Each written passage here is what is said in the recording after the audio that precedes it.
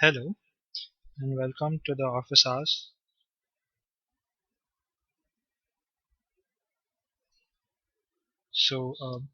We shall be looking at some problems from the third problem set. Quite a few people had doubts, and uh, s- there was a lot of discussion on Piazza about um,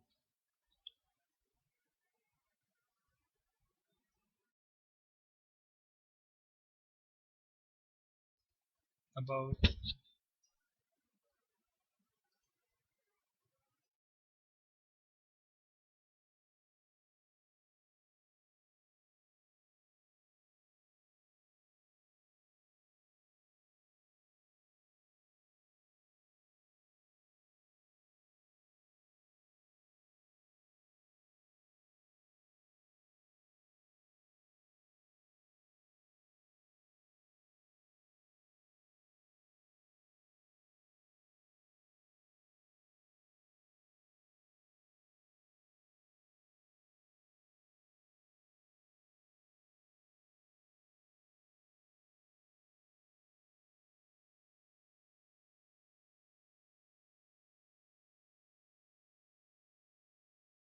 clarify them. So yeah, we first okay. I shall first start with a basic hint about how to solve problem three, which is the hat check problem. So when I first went out solving it. We Hello.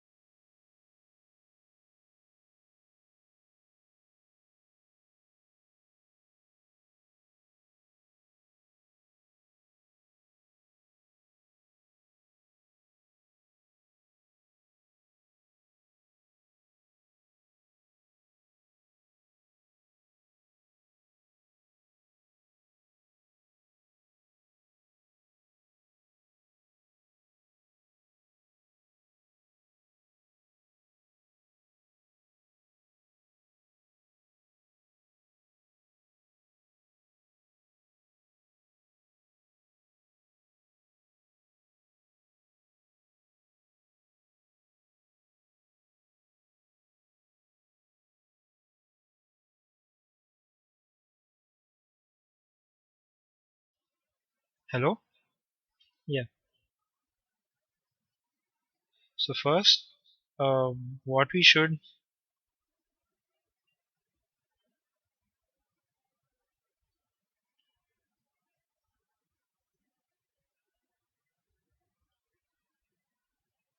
Hello? Hello? Yeah, I have just heard that the audio. Hello. That there were issues with the audio. So yeah. Uh, yeah, I shall try to fix them for the time being.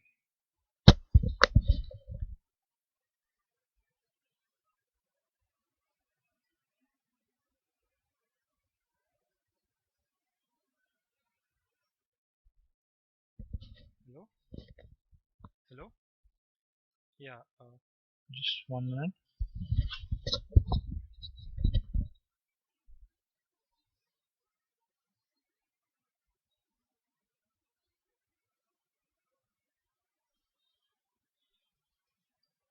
Yeah, I have heard that there were major issues with the audio. So yeah, we are trying to fix it right now.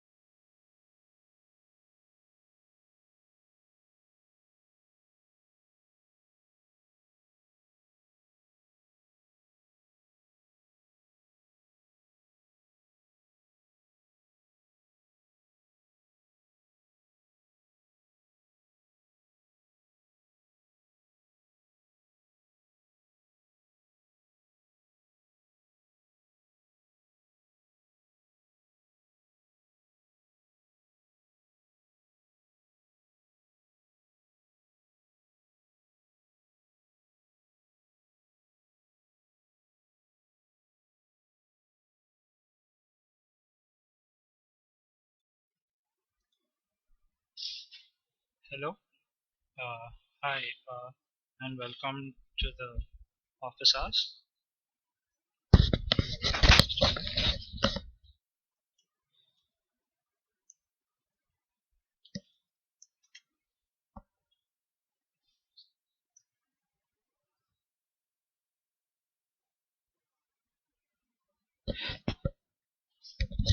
All right. So yeah. Okay. As you can see, there's a camera stream. I shall now. So the main agenda for this set of office hours is to discuss problem set three, and then yeah, and then address a couple of concerns on the Piazza post. So yeah, I'll first come to the concerns for the Piazza post.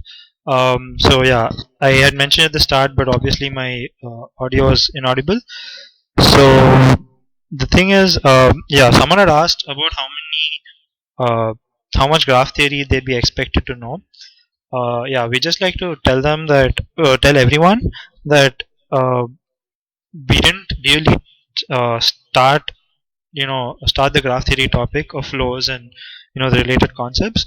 So we're not expecting a strong understanding of graph theory from an algorithm standpoint.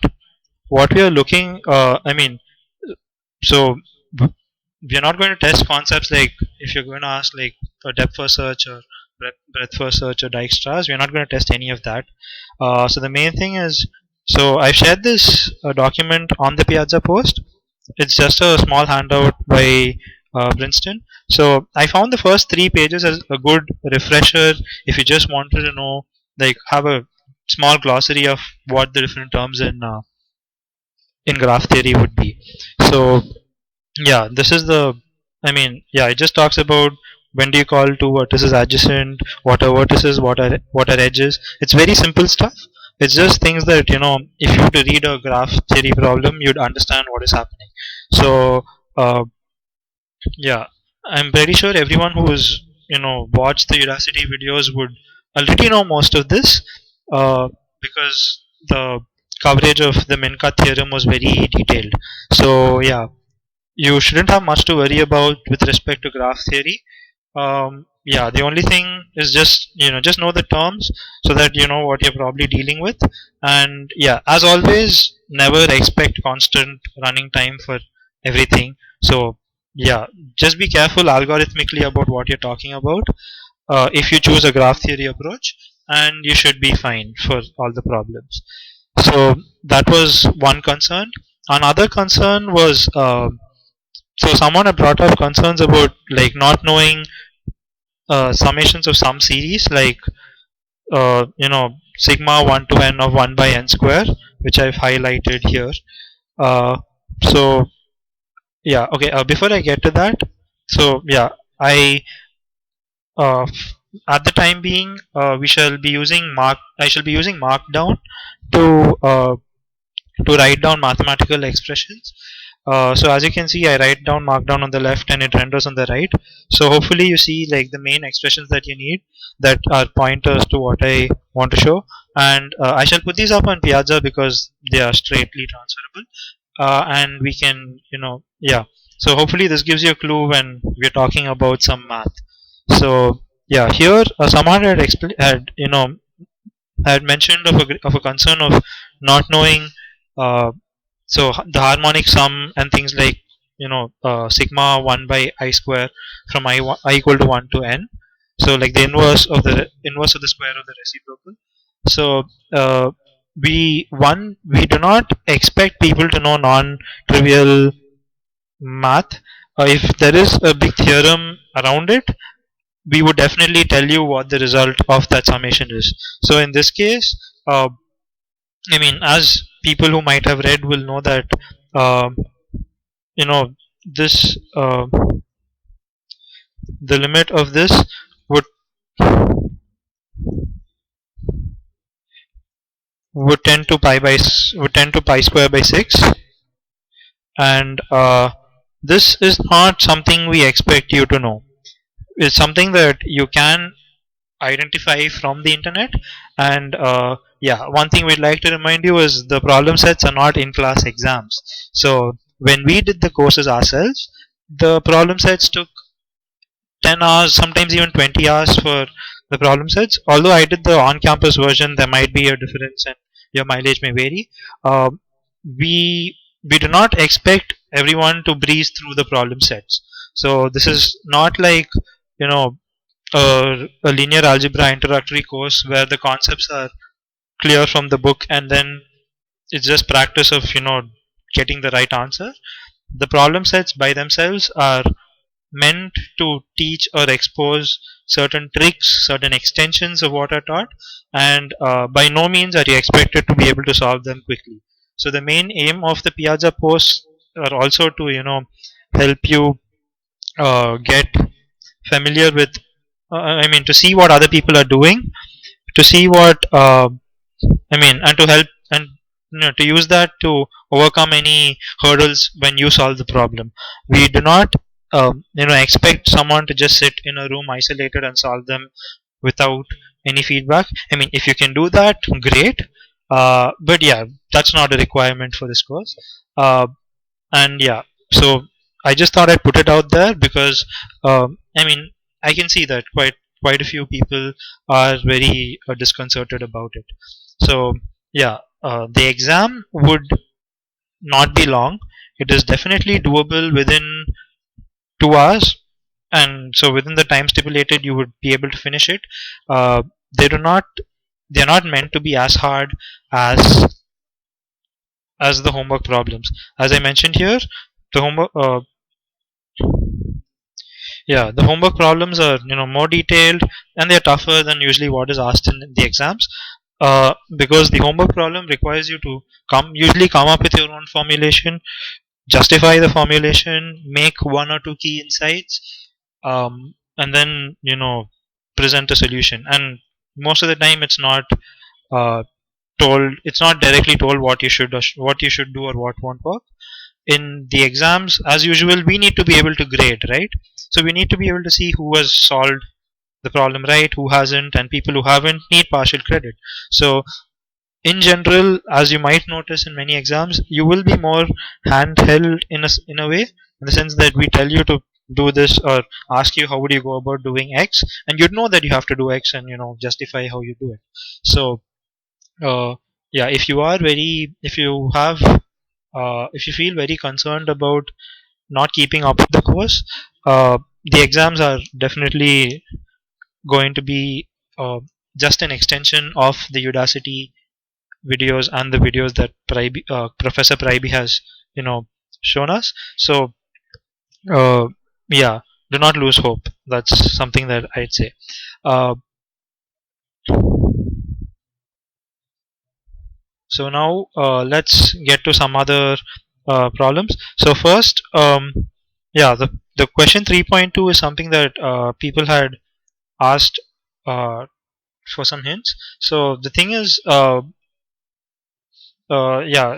as you might know, there is, I mean, the linearity of expectation is a pretty powerful tool, and that would help us, finding the expected cost of, I mean, to solve most of these problems. So the main thing is, if you go back to the videos and pause the video right when he writes the sums of each term to find out the running time, you just need to plug in the fact that here it's proportional to I times ch, and rather not a constant cost, and extract the sum out accordingly, where you'd have the sum of the numbers equal to n into n plus 1 by 2. So yeah, that would help you solve the first part. The second part was something that raised concerns about, because they summing the inverse of the square of the reciprocal yeah, inverse of the squares is not a direct formula.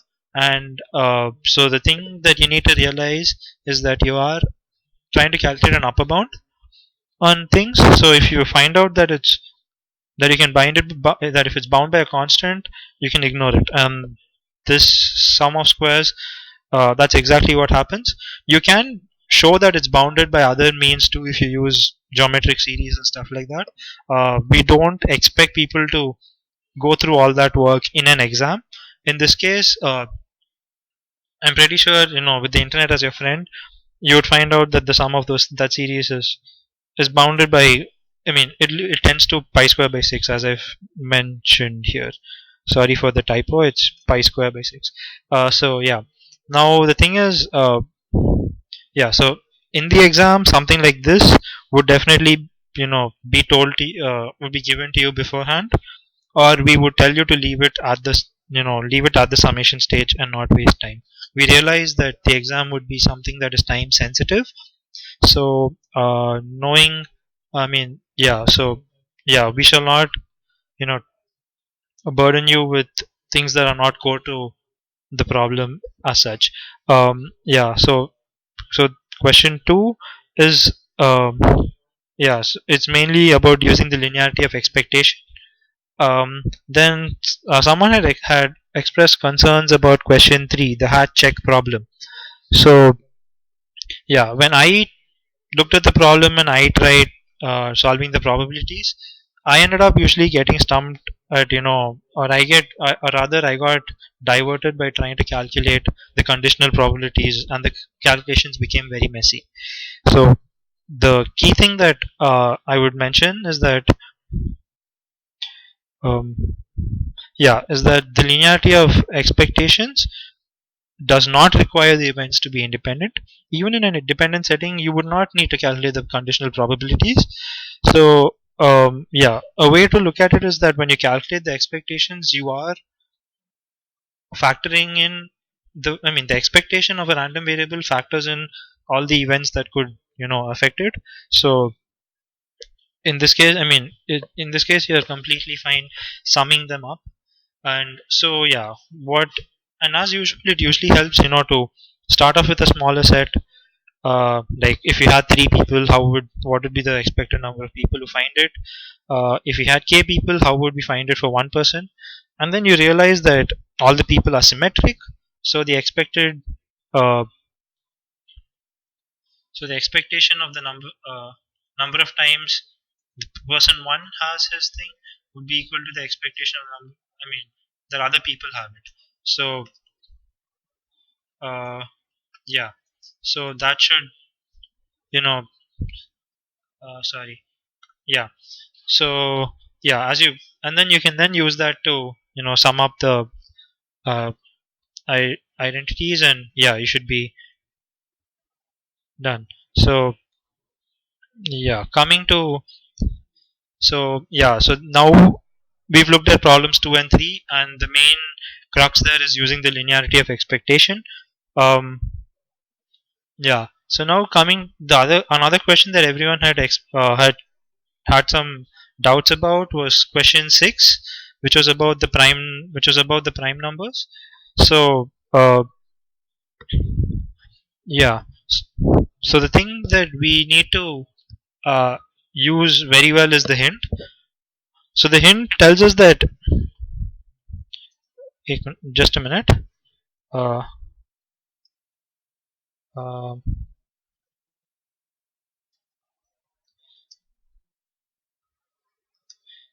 so the expected number of primes that are lesser than y is around y by log y.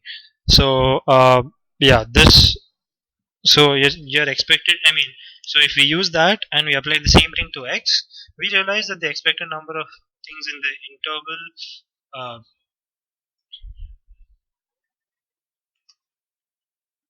so just a minute.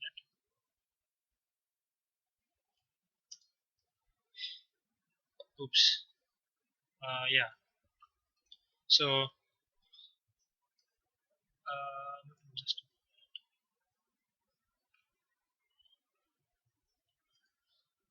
yeah. So that's what we. So if we use the fact that, if we use the hint given, we can find out the number of frames that we expect. Then what we do is, we can, if we assume that the primes are uniformly distributed, uh, we can just follow the same procedure that we use for polynomial interval testing, which is pick a random number, then use the black box, and then, you know we can all, and then find out the bounds. Like if it was in fact a prime number, how many calls did it take?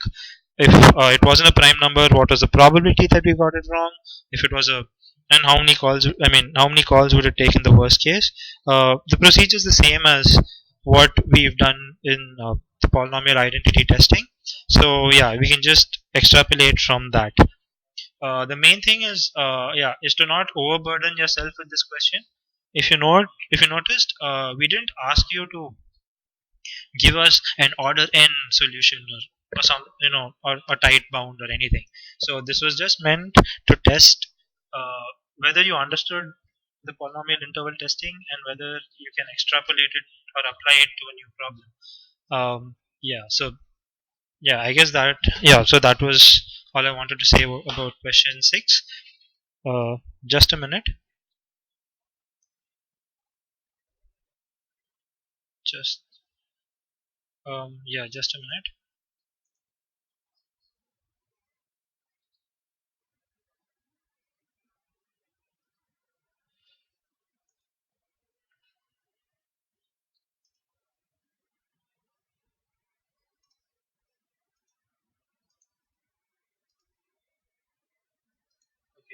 Uh, yeah, so I've heard that there are issues with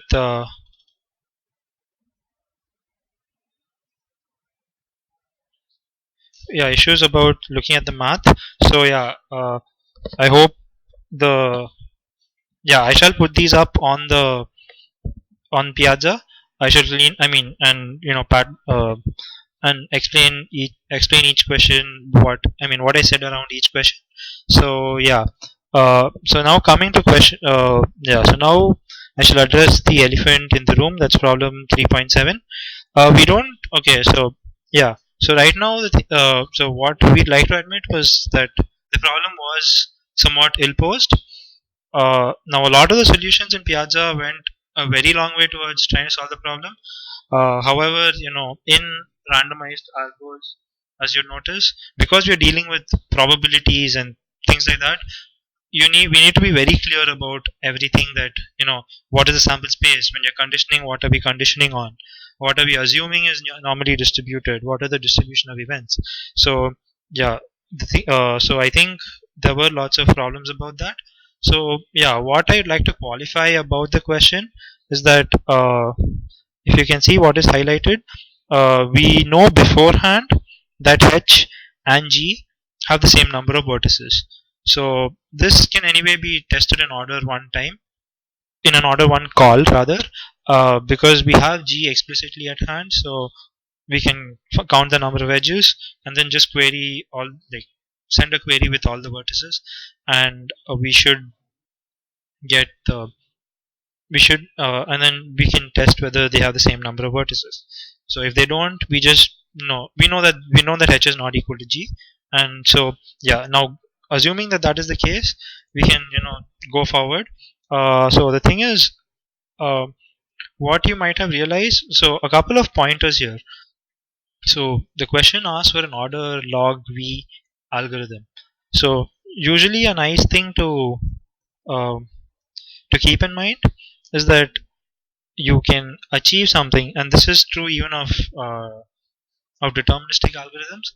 An order log n solution usually means that you're cutting in half your sample size at every step, or reducing it by a constant essentially. So that's a thing that which you can try as a first approach here, and either yeah, you can do that, or we yeah, or notice that if we have a probability of being right as a constant, like the probability of being wrong as a constant, over time that would diminish, and that would diminish in order log n steps. So that is yeah, that is one insight. um so just a minute.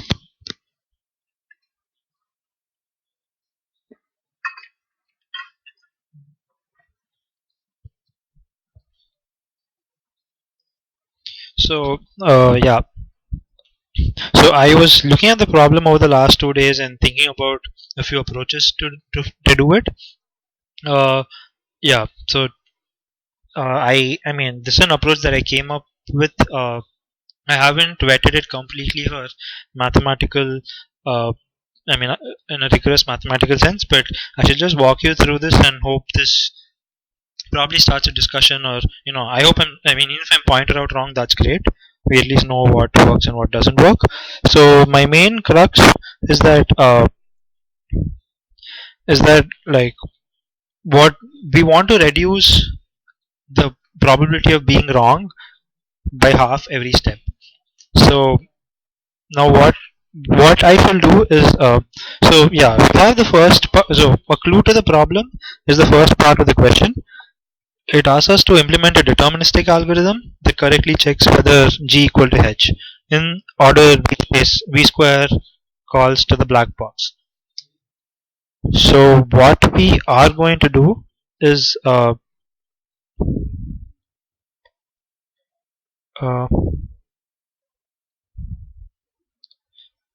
yeah. So what we are going to do is so in the deterministic case, I hope most of you have found the solution.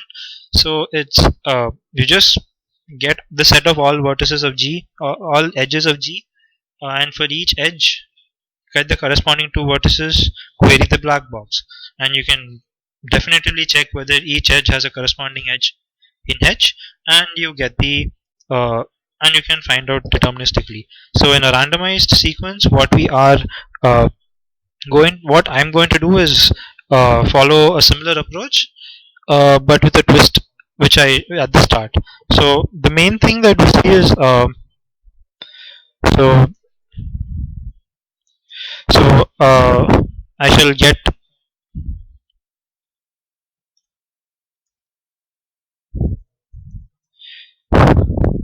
so yeah, I shall talk about this pre-processing part in a couple of minutes. That is, I mean, although that's crucial, I just want to continue with the flow of thought from the previous from 7a. So what we do is so what we're looking through is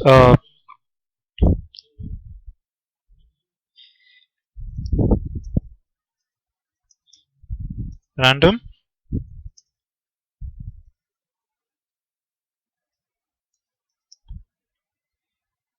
Yeah, so get the corresponding word. We pick an edge, corresponding vertices, and query the black box said vertices. Right now, if the value is if continue,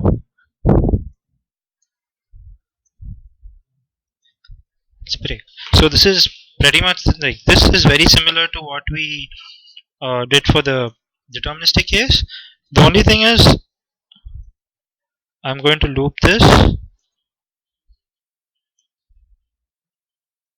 uh, log v times.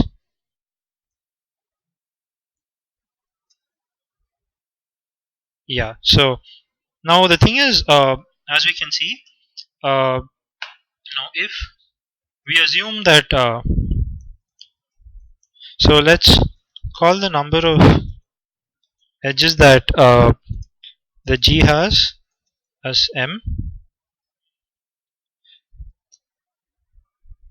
right? So now that's uh, this now a little bit detour into combinatorics.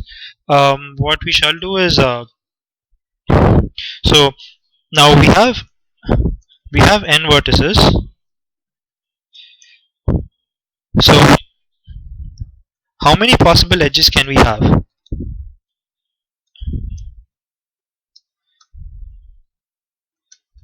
So we can have what we do have is n minus,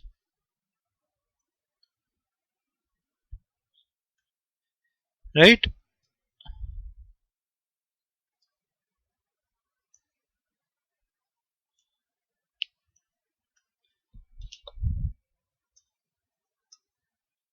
Yeah, or n, yeah, so or nc2.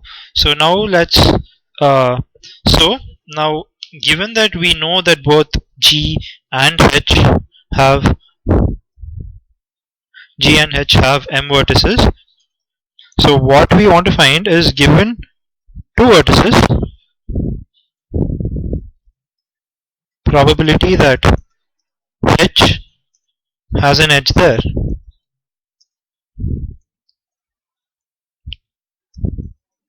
The answer is, well, so so how many graphs would have an edge? So yeah, so also notice that this is the number of edges that a complete graph has.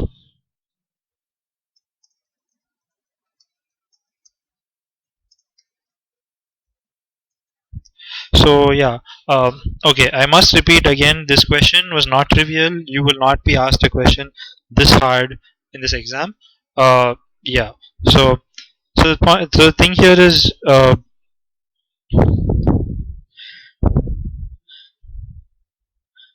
you'll have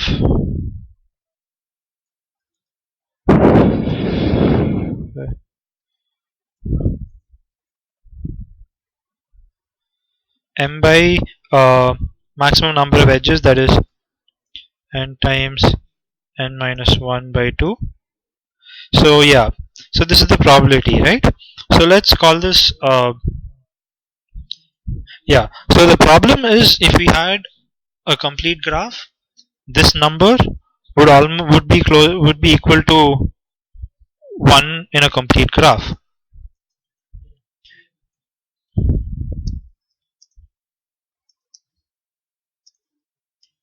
So querying every edge does not reduce the probability of being wrong, and we need a way to make this example to decrease the thing. So we shall get back to the segment on polynomial identity testing.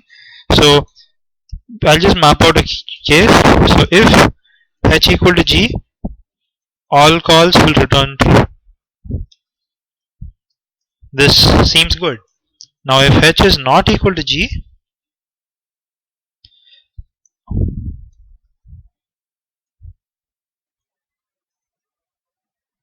oops, uh, sorry for the, yeah. So if h is not equal to g, what's the probability that it's wrong? That it still returns true. So that is the probability that there's an edge in h for the two vertices given. So this will be, we have the same thing, right? So the aim is that this fraction, just a minute, um, so let k equal to this fraction. The thing is this, the probability that we are, uh, yeah, so the probability that h not equal to g at every stage, so after, let's say, um, x iterations, probability that h is not equal to g,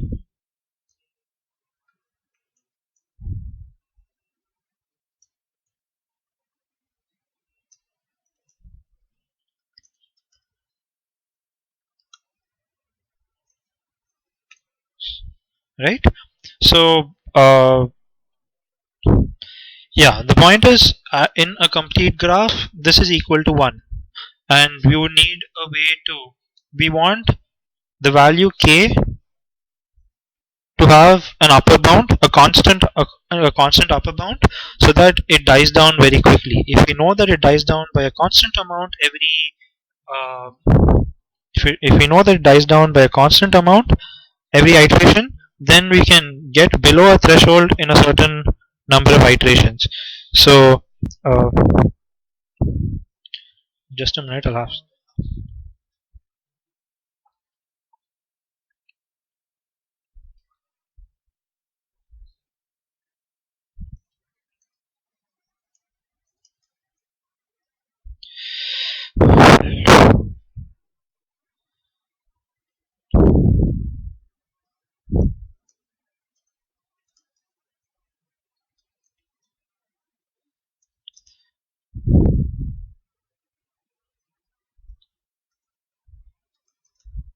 So yeah, getting back to the whiteboard, so to speak. Um,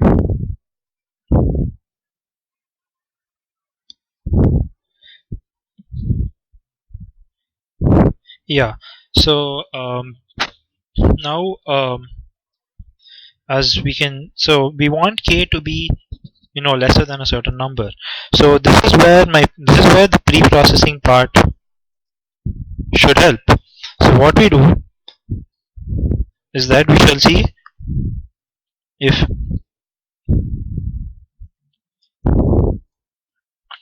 m, so if this fraction that we have here Just a minute.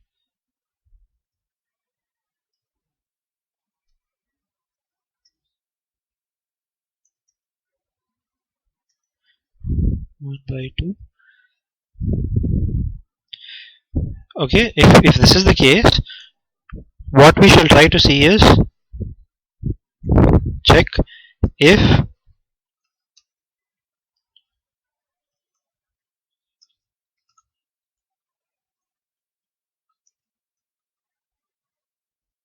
oops, yeah. So what is the complement of a graph? The complement of a graph is a graph which has the same vertices. So G complement has the same vertices as G, and what we do is if there was an edge between two vertices in G, there is no edge in G complement.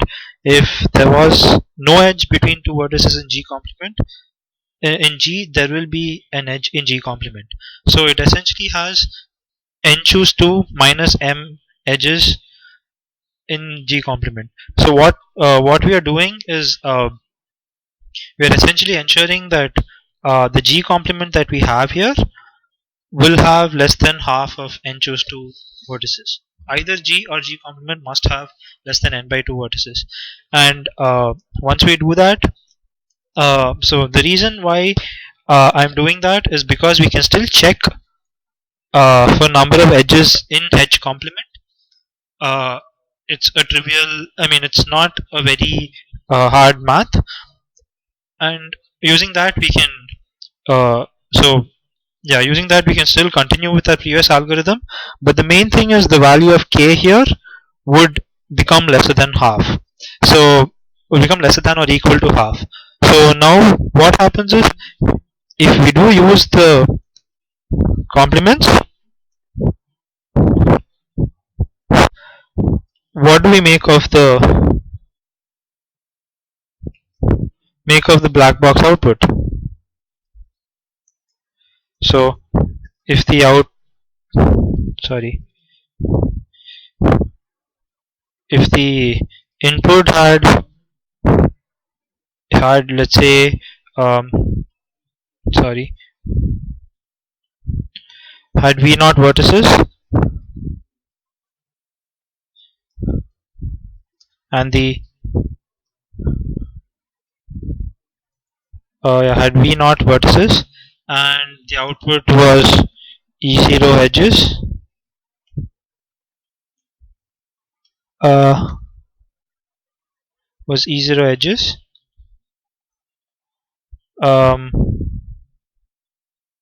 Oops, sorry. Just a minute. There seems to be some issues with rendering this. Had e0 output was e0 edges. We know that H has e0 edges for those vertices. How many edges does H complement have? Well, it's just um, 0 times 1 by 2.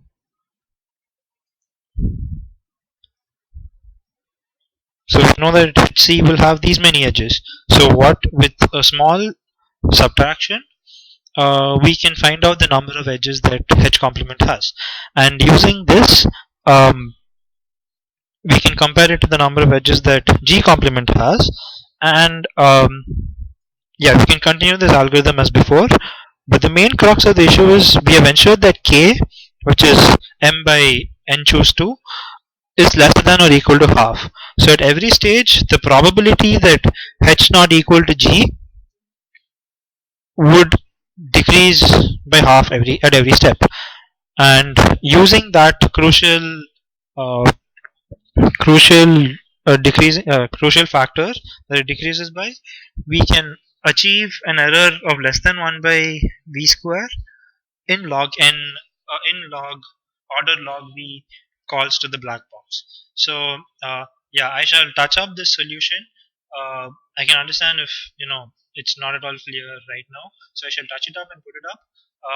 And yeah, I do hope you guys have some feedback about that. I might not be correct. that, I mean, as you, I mean, it's a place. Piazza is definitely a place where we all learn. So yeah, please send us your feedback. I shall be looking, and yeah, I think we have touched upon all the questions that people had doubts for, that they, I mean, the questions that people had raised concerns for in the Piazza thread. We shall now, yeah. So let me just do one last check. So um, yeah, we've covered the problems that were asked, and yeah, I hope this talk was I hope this talk was useful for you. I understand there were a lot of issues with the audio at the start, so I try to, yeah, I I hope the restart uh, got everyone caught up to speed. Yeah, and the main takeaway is, yeah, the problems in the homework are usually much tougher than the problems that you would be asked in an exam. Uh, yeah, so look at the Udacity videos and the videos that Professor Pryby has put up, and the problems should be just smaller extensions of that. Just ensure you understand the concepts. You will not be expected to make a lot of, mathematical gymnastics like what I was talking about in the last 10 minutes. So I hope, you know you all aren't faced. Yeah, I shall now look at the camera stream and see if people have other uh, questions that, yeah, that they do have. So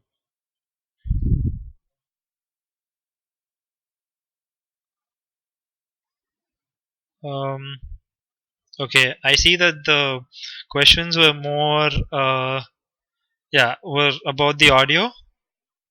So yeah, I'm really sorry about that. Um, there was a bug, I guess, with the with Wirecast, where if I switched off the feedback on my side, it switched off the feedback even on what was streamed, which was weird. So yeah, I apart from that, um, yeah. So I hope the seventh problem, you might have some ideas about how to go about it.